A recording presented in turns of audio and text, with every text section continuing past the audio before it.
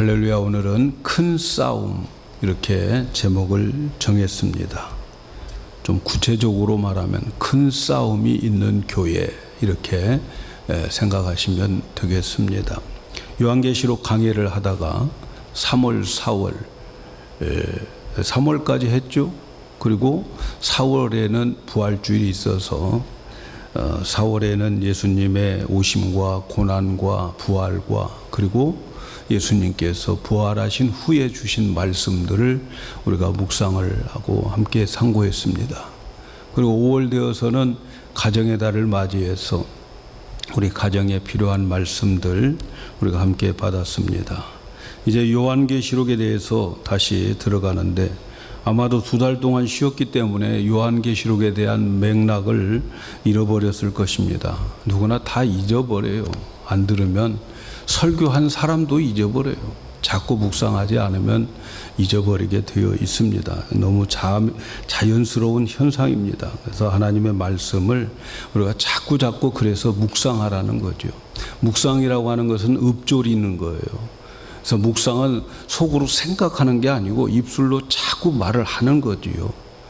그래서 묵상은 읊조린다라고 하는 것인데 그렇게 읊조리는 순간에 그 말씀이 내 영이 되고 또 내 살이 되고 내 의식이 되어지는 거죠.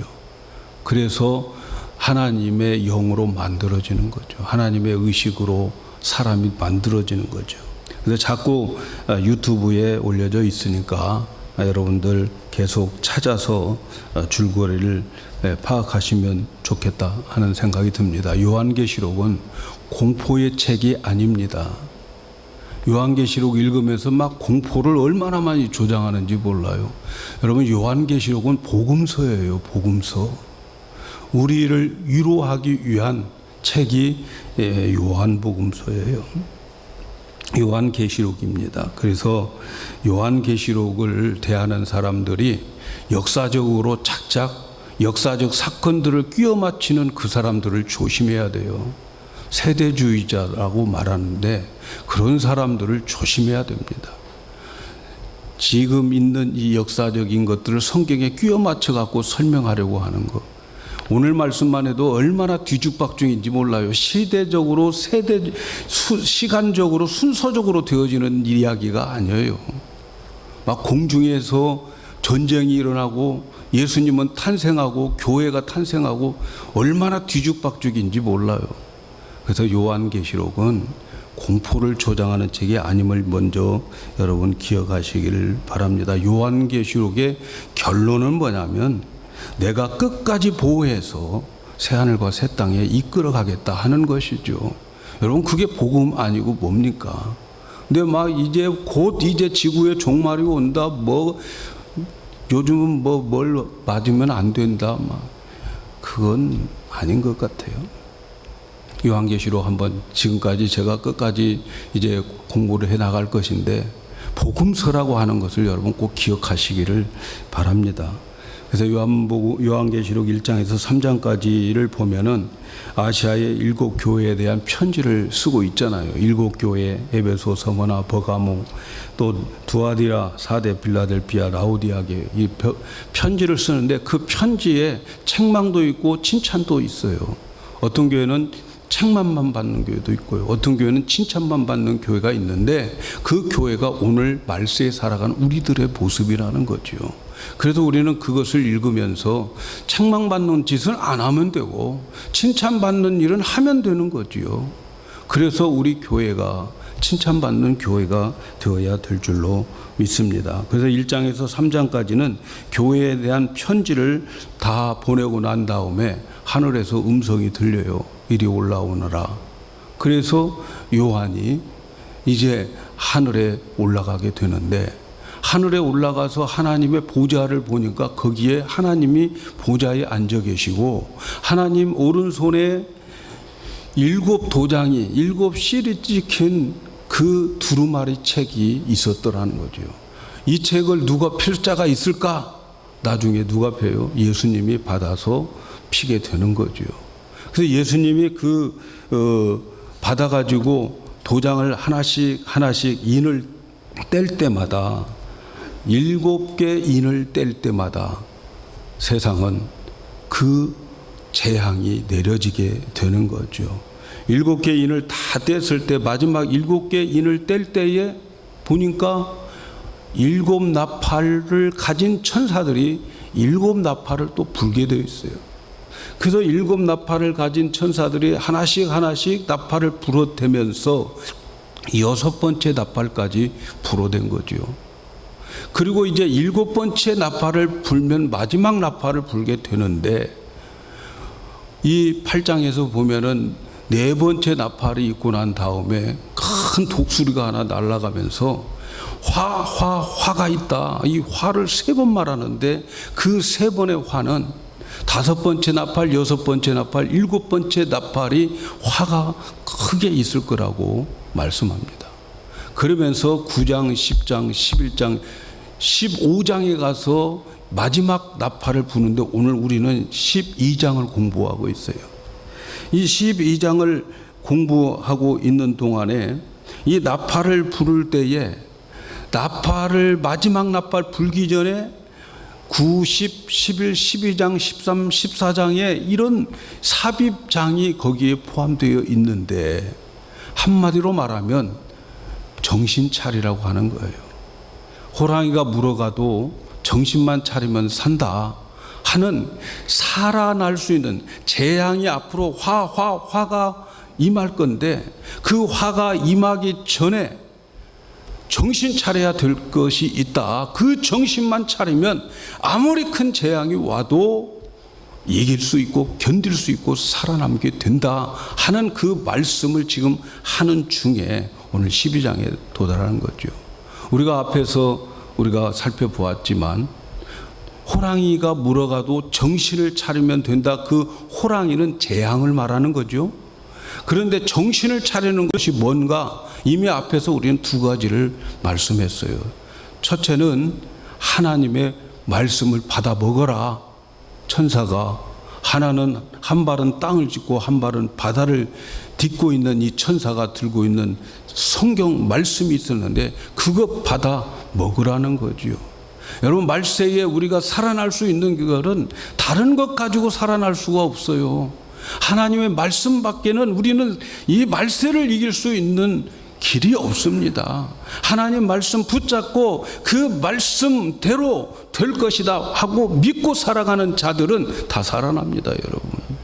아무리 큰 재앙이 와도 살아나요. 또 한 가지는 갈대자를 주면서 예배드리는 그 성소를 측량하라는 거죠. 무슨 말입니까?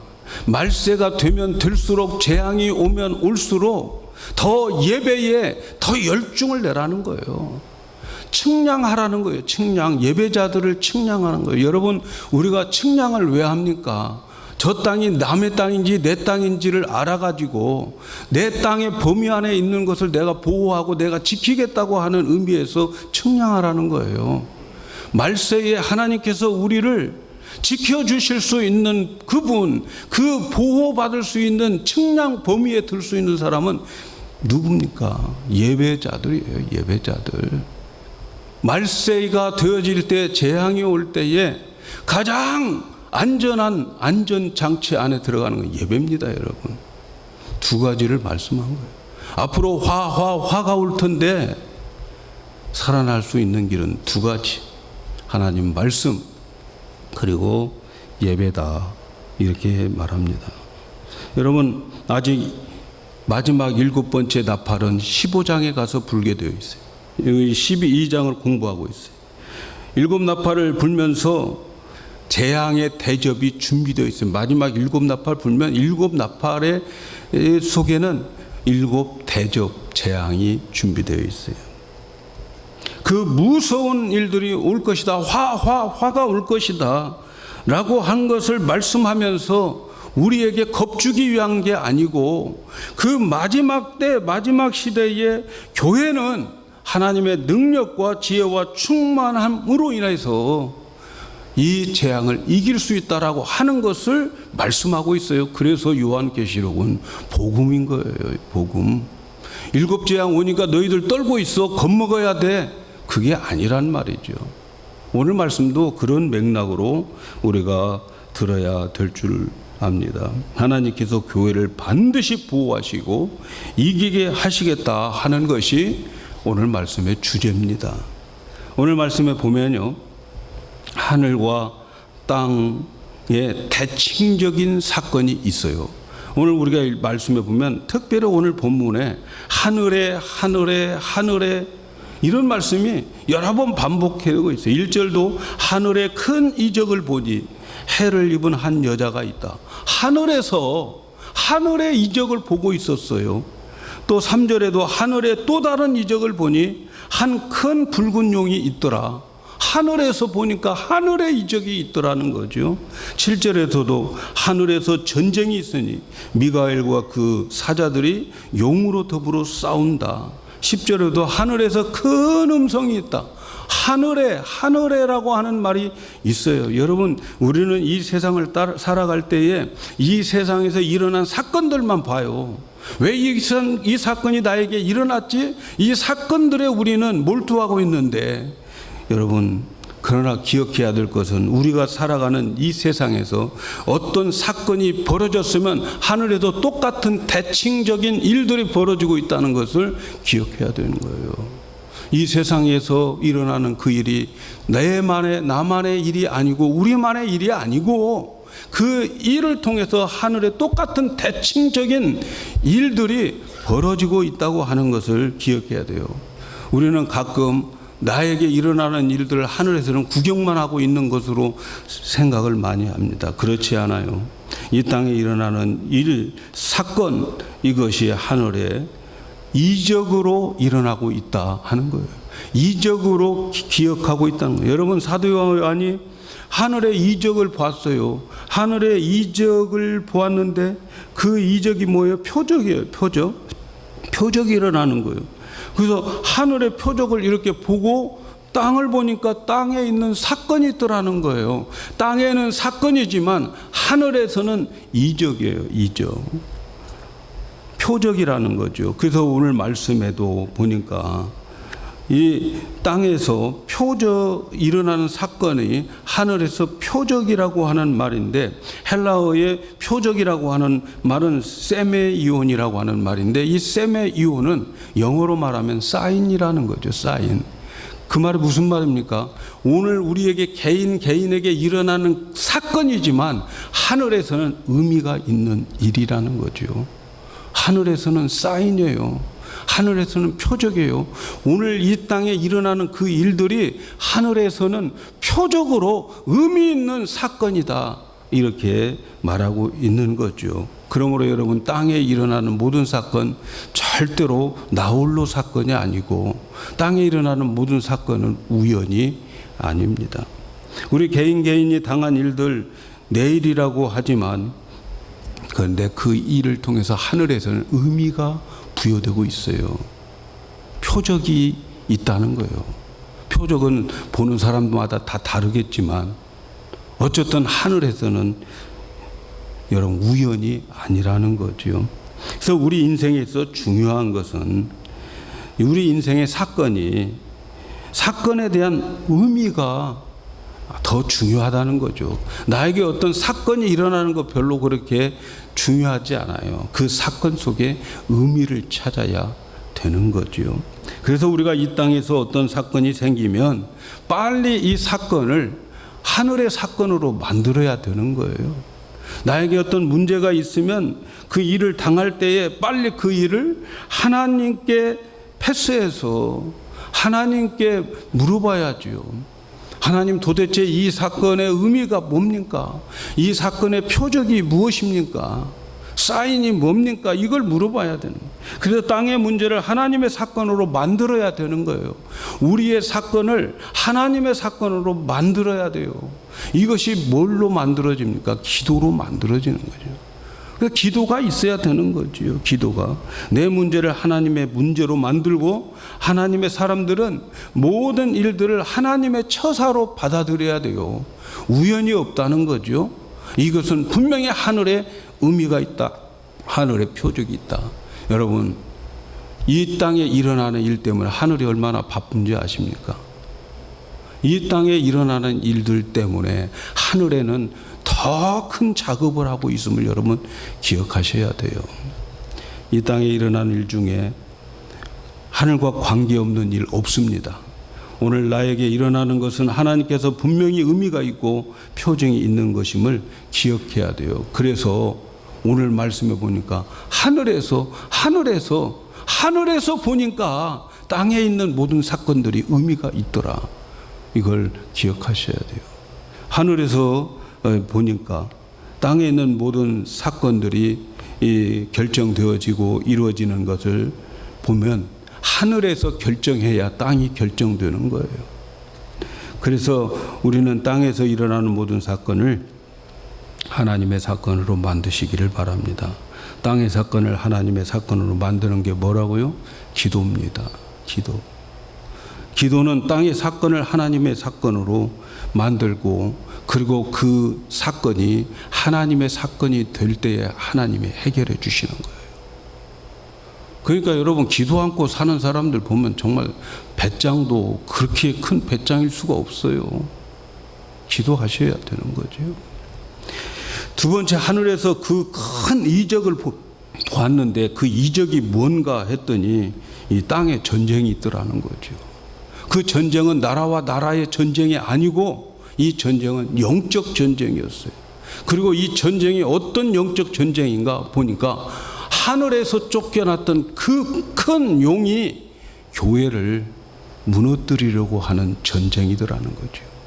여러분, 이 세상에서 가장 큰 전쟁은 교회와 사탄과의 전쟁인 것을 아셔야 돼요. 교회가 무너지면 여러분 끝장나는 거예요. 교회가 무너지지 않아야 되는 거죠.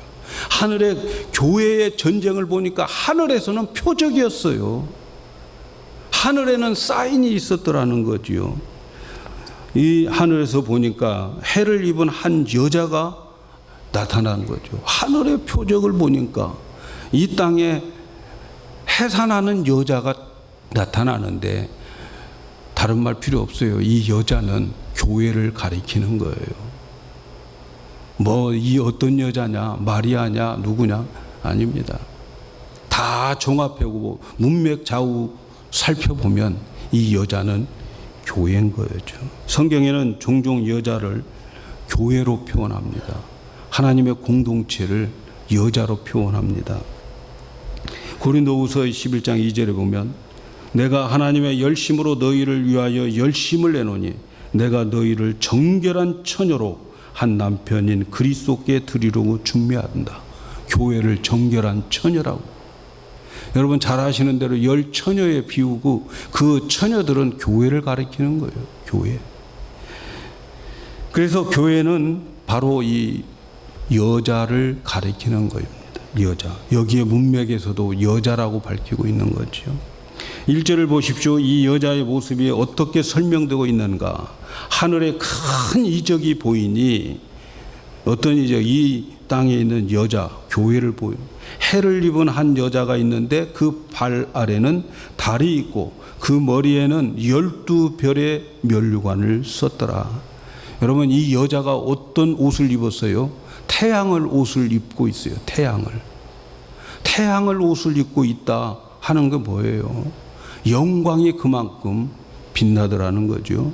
여러분, 교회는 하늘에서 볼 때에는 이 교회가 얼만큼 큰 영광스러운 곳인가, 태양의 옷을 입고 있는 그 여인과 같은 곳이 교회입니다. 우리가 이 땅에서 우리는 교회가 아무렇게나 우습게 보일 수 있지만은, 그러나 하늘에서의 본 이적은 이 교회는 태양의 옷을 입고 있는 여인이었어요. 여러분, 태양을 볼 수 있겠습니까? 여름에 태양을 제대로 볼 수 있어요? 태양을 망원경으로 볼 수 있습니까? 그 눈 다 상하지요. 얼마나 영광스러운 곳이 교회인지 몰라요. 사람들은 도시에 있는 큰 교회를 선호합니다. 사람들이 많은 교회를 선호하고 외적 조건 또 잘 갖추어진 시스템이 있는 건물들을 선호합니다. 그러나 교회는 그런 외적 조건으로 갖추어진 시스템이 교회가 아니고 건물도 교회 아닙니다. 예수 믿는 사람들이 모이면 교회인 거예요. 교회가 시골에 있던 농촌에 있던 어촌에 있던 저 아프리카에 있던 예수 이름으로 모이는 그곳은 교회인 거고, 하늘에서 볼 때에 한 사람, 두 사람, 세 사람이 모였어도 그 교회는 태양을 옷을 입고 있는 영광스러운 교회라고 하는 것을 여러분 잊지 마시기를 바랍니다. 교회를 우습게 하면 안 되는 거죠. 교회를 우습게 하면 안 돼요. 또 이 머리에는 12별의 면류관이 있다는 거죠. 12별, 12이라고 하는 숫자, 계시록에서는 12는 하나님 백성들에 대한 숫자입니다. 그래서 12별들이 면류관을 쓰고 있어요. 면류관은 뭐예요? 상급이죠. 상급. 별 면류관을 쓰고 있다. 스타는 따로 있는 게 아니에요. 하늘에 가 있는 거지요. 예. 교회는 말이죠, 여러분의 하늘에 상급을 쌓는 곳입니다. 교회를 통하지 않고는 상급을 쌓을 수가 없어요. 면류관은 교회를 통해서 받는 거예요. 여러분, 이 교회가 여러분의 스타가 되는 면류관을 받는 교회가 되기를 축복합니다. 또 여기 보니까 달 아래 달을 밟고 있어요. 이 교회가 태양의 옷을 입고 달을 밟고 있어요. 그게 무슨 말일까요, 여러분? 우리가 누구를 밟았다라고 하는 것은 통치, 승리했다고 하는 표현입니다. 교회는 반드시 승리합니다. 여러분이 보기에 교회가 우습게 보입니까? 반드시 승리하게 만드는 것이 교회고, 이 표적을 하늘에서 보고 있었다는 거죠. 그래서 사랑하는 여러분, 하늘에서 교회는 이렇게 영광스럽고 하나님의 승리가 있고 하나님의 상급이 있는 곳입니다. 우리는 교회를 귀중하게 여겨야 됩니다. 믿습니까, 여러분? 영광 교회를 통해서 여러분의 스타가 되시기를 축복합니다. 그 다음에 이제 보니까 이제 이 교회가 있는데 이 여인이 보니까 해산하는 고통이 있어요. 교회가 휘바람 불고 노는 데가 아니더라는 거죠. 교회가 말이죠, 편하고 속속임도 없고 부담도 없고 그런 곳이 아니라는 거예요. 여러분, 교회가 해산하는 수고를 하는 곳이 교회다. 그 해산의 수고가 금면류관, 별면류관을 만드는 거죠. 옥동자는 해산의 고통 속에서 태어나는 거예요. 바울도 사람을 교회로 불러들여 가지고 그래서 양육해서 홀로 소게 하고 헌신자가 만드는 데까지는 해산의 고통이 필요하다. 교회는 해산의 고통을 하는 곳이에요. 여러분, 교회 와가지고 속상해하고 정말 안 되면 정말 되게 하려고 하고 그런 몸부림이 여러분에게 있는 자체가 축복인 것을 여러분 아시기를 바랍니다. 그게 있어야 하늘의 별 스타가 되는 거죠. 별 면류관을 받게 되는 거죠. 교회에는 이렇게 해산의 고통이 있을 뿐만 아니라 교회에는 큰 적이 있다는 거죠. 해산의 수고를 돕는 자들이 있는 게 아니고 해산의 수고를 하는 자를 괴롭히는 적이 있어요. 너 애 낳기만 해봐라. 내가 그를 잡아 먹어버리겠다. 그렇게 도사리는 적이 있다는 거예요. 그래서 하늘에서 보니까 그 교회의 영광의 표적도 있지만 또 다른 표적이 뭐냐면 하늘의 3절에 다른 표적이 있는데 큰 붉은 용이 있더라는 거죠. 큰 붉은 용이 있어가지고 그 해산하는 여자와 싸우고 그 해산하는 여자를 삼키려고 하는 거죠. 붉은 용이라고 하는 게 용도 붉은 용이에요. 여러분, 나라도 말이죠, 전쟁하고 막 싸워서 뺏으려고 하는 나라들의 국기들을 보면 전부가 다 빨간색이야. 빨간색. 옛날에 공산당들의 그 국기들은 전부 빨간색. 그래서 우리 한국 사람이 뭐라고, 저 빨갱이라고 그래요. 빨갱이. 예? 공산주의 사상을 가지고 있는 사람은 다 빨갱이라고 그랬어요. 빨갱이. 이 붉은 용이에요. 붉은 용. 전쟁하고 싸움박질하고 파괴하는 용이란 말이죠. 이 용을 사단이라고 말하는데, 이 용을 하늘의 이 루시퍼였어요. 원래는 루시퍼 천사장이 있어요. 미가엘도 있고, 또 이 천사들이 하늘에 이 우두머리가 있었어요.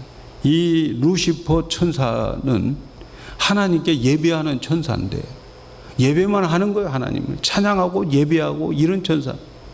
근데 어느 날 하나님보다 더 높아지려고 하다가 쫓겨난 거죠.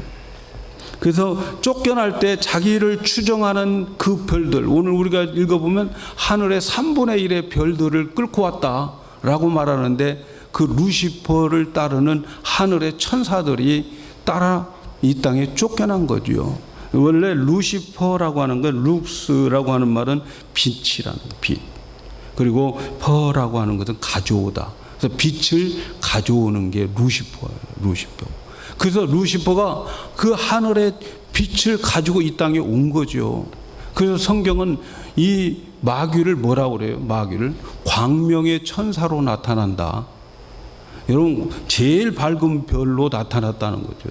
제일 밝은 별이 금성이라고 그러는데, 그 별로 나타나가지고 사람들에게 광명의 천사로 다 보여주는 거예요.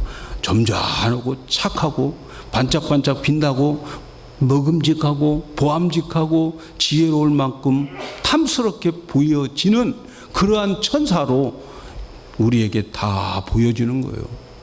그런데 그 천사의 내막엔 뭐가 있어요? 그는 파괴자예요. 전쟁하는 자예요. 악한 영이 있죠. 그래서 광명의 천사로 보기 좋게 교회에 나타나는 거예요, 여러분. 그래가지고 교회를 삼키려고 하는 거예요. 교회를 무너뜨리려고 그럴듯하게 접근해서 망가뜨리는 거죠. 광명의 천사들을 조심해야 되는 거죠. 선악과를 먹게 해서 죄를 비판하게 만들고, 선악과가 뭐예요? 율법이에요, 율법.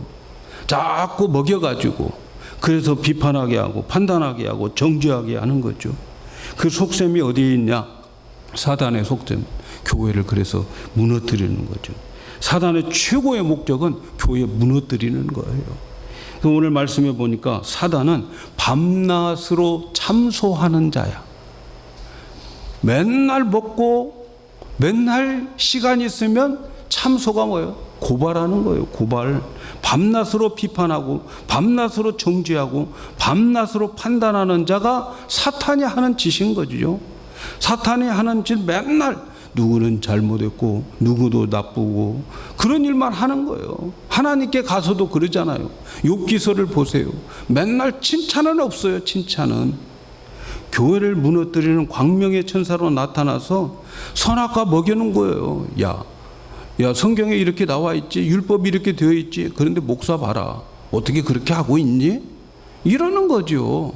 장로 봐라, 어떻게 그렇게 하고 있냐, 어떻게 그럴 수 있냐, 집사 봐라. 사탄의 종로로 다는 거죠. 그래서 말이죠, 저는 우리 교회 12가지 기도 제목 중에 한 가지를 선악과 먹지 말고 생명과 먹자. 저는 우리 교회에 부임하면서부터 그 설교했어요. 선악과 먹지 말라. 누구 먹고 비판하고 판단하고 정죄하고 그러지 말라. 생명과를 먹어야 산다. 자기가 살려면 생명과를 먹어야 된다. 제가 그것을 우리 12가지 기도 제목에 넣고 있는데 여러분 하고 계시는지 모르겠어요. 사탄은 말이죠, 파괴의 영입니다. 아이를 낳기만 해봐라. 그러면 내가 삼켜버리겠다. 그래서 사탄은 그 교회를 못 견디게 하니까 이 여자가 도망해서 1260일 동안 양육하기 위해서 도망다녀요. 교회가 도망다녀요. 이 사탄의 권세가 있는 거예요. 그 사탄은 머리가 10개예요. 지혜가 그만큼 많고 뿔도 7개. 이 뿔도 많아. 뿔은 뭐예요? 파워가 있는 거예요. 머리가 10개라고 하는 말은 함께 연합할 사람들이 많다는 거죠. 여러분 말세되면 다 그런 교회들이 많아요. 그런 사탄의 모습들이 보여지게 된다는 거죠.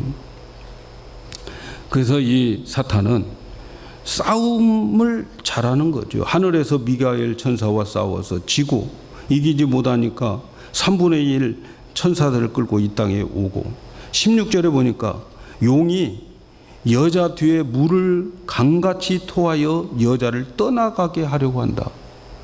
여자가 이제 교회가 있는데 교회 뒤에서 용이 물을 품어대는 거예요. 그래서 이 교회가 떠나가게 만드는 거예요.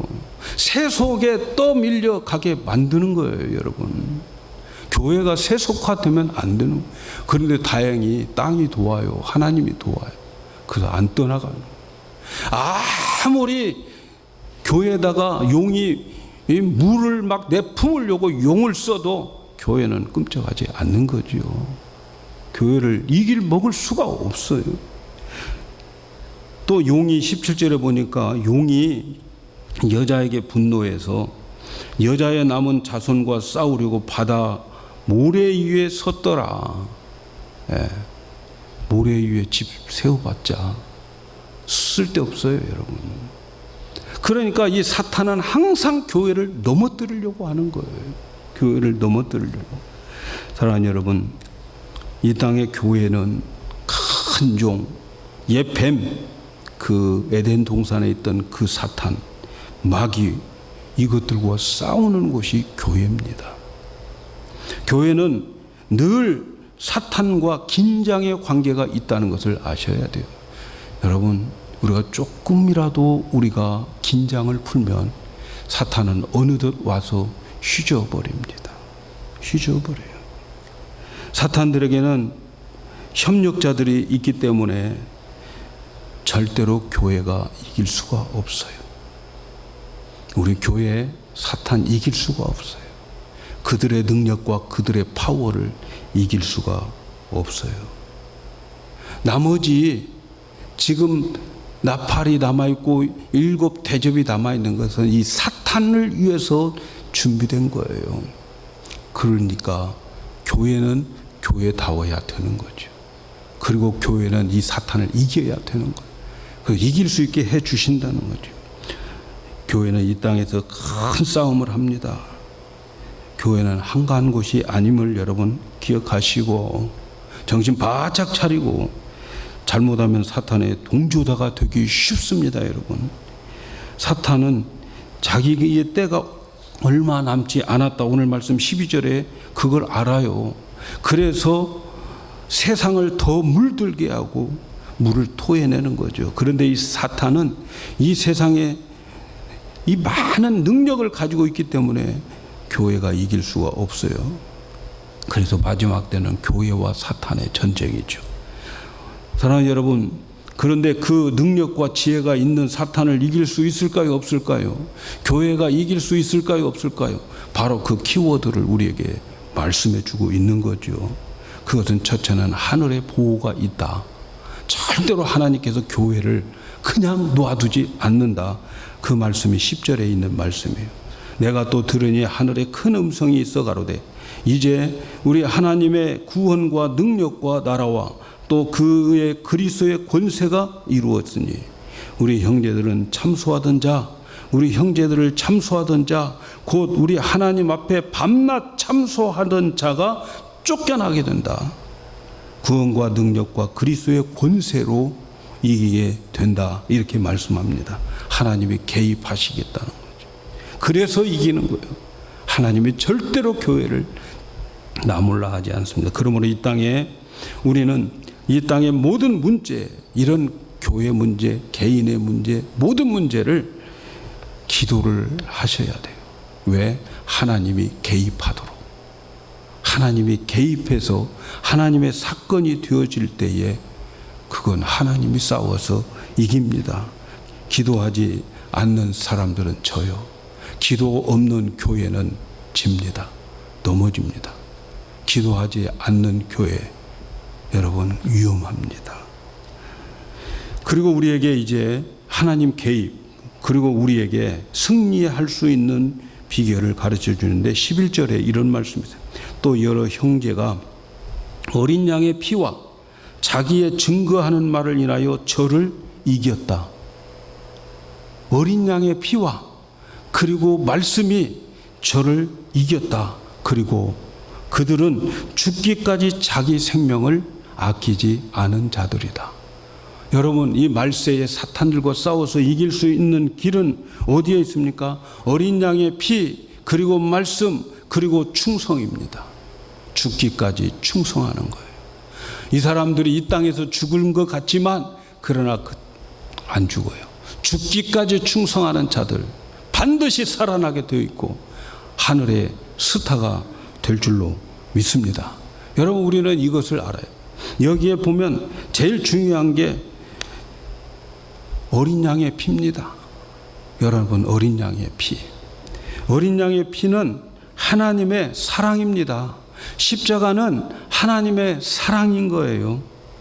여러분, 사단은 예수님을 귀신같이 알아요, 누군지. 그러나 예수님이 누군가를 아는 것으로 여러분 아무 소용없습니다.